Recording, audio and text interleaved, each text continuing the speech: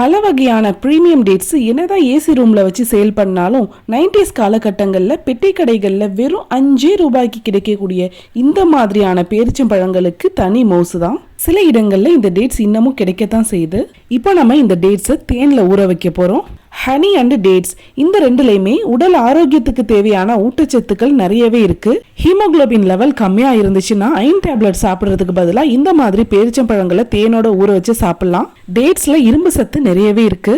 இந்த மாதிரி பேரிச்சம்பழத்தை தேன்ல ஊற வச்சு சாப்பிடுறதுனால ரத்த நாளங்கள்ல உள்ள கொழுப்பு கரைஞ்சி ரத்த ஓட்டம் சீராகிறதோட மட்டும் இல்லாம ரத்த அழுத்த பிரச்சனையும் நீங்குது.